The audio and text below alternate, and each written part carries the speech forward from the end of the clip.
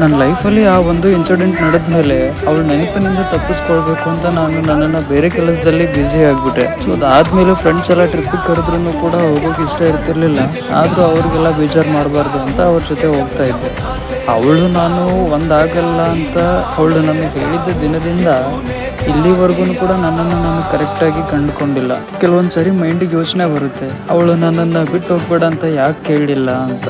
ಯಾರು ಒಬ್ಬರಿಗೋಸ್ಕರ ನಾನು ಇಡೀ ಜಗತ್ತಿನ ಜೊತೆ ಫೈಟ್ ಮಾಡೋದಕ್ಕೆ ರೆಡಿ ಇದ್ದೆ, ಆದರೆ ಅವಳು ಆ ಜಗತ್ತಿನ ಪರವಾಗಿ ನನ್ನ ವಿರುದ್ಧವಾಗಿ ನಿಂತ್ಕೊಂಡ್ಳು. ಕೆಲವೊಂದು ಸರಿ ಯೋಚನೆ ಬರುತ್ತೆ, ಅವಳನ್ನು ನೋಡ್ಕೊಳ್ಳುವಂಥ ಆ ವ್ಯಕ್ತಿ ಅವಳನ್ನು ನಿಜವಾಗ್ಲೂ ಸಂತೋಷವಾಗಿ ನೋಡ್ಕೊಳ್ತಾ ಇದ್ದಾನ ಅಂತ, ಅವಳು ತನ್ನ ಹೊಸ ಜಗತ್ತಿನಲ್ಲಿ ನಿಜವಾಗ್ಲೂ ಖುಷಿಯಾಗಿದ್ದಾಳ ಅಂತ.